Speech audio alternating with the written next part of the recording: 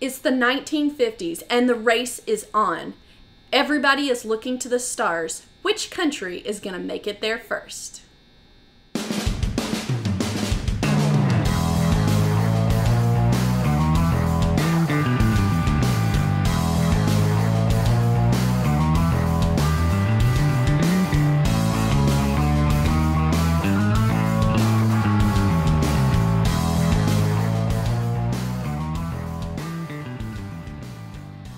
Hello and welcome to Tantrum House Studio Awesome.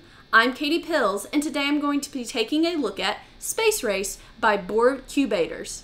It is a game for 2 to 4 players where the players are going to take on the space agency for certain countries or even private individuals. We have a prototype version, so let's take a look.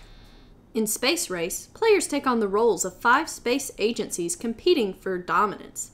During setup, each player chooses an agency and takes that agency's corresponding rocket and control cards, as well as cards from the deck, depending on turn order. At the beginning of each round, players contribute cards from their hand to the unexplored universe. Then one additional card is always added.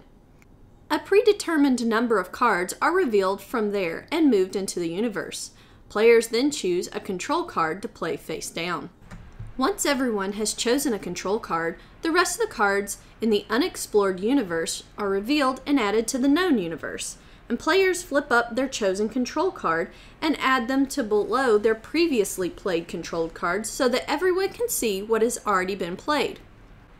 At this point, players proceed through a sequence of stages in which they activate the abilities that correspond to the control card that they selected, as well as all universe cards in their agencies that have that corresponding colored stripe. The most common abilities involve taking cards from one area and adding them to somewhere else, like to the player's hand, lab, or agency.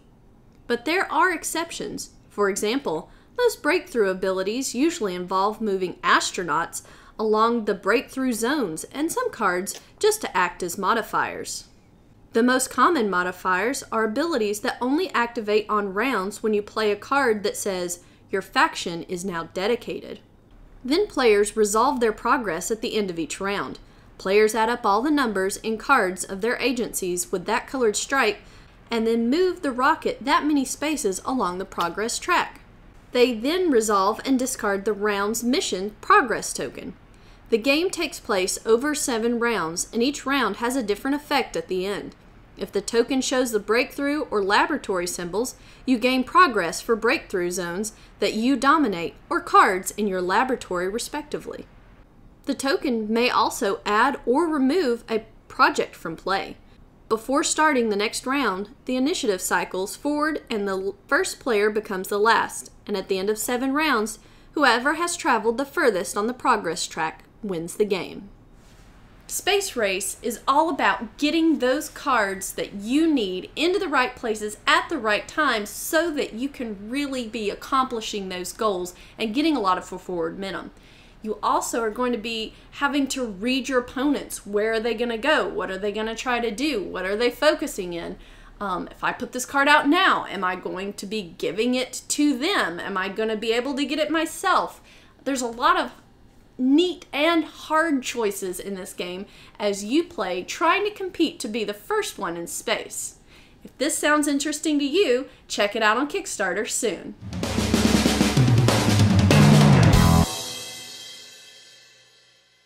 Space is the final frontier, and I'm not going to say final frontier. It sounds like Star Wars. Star Trek.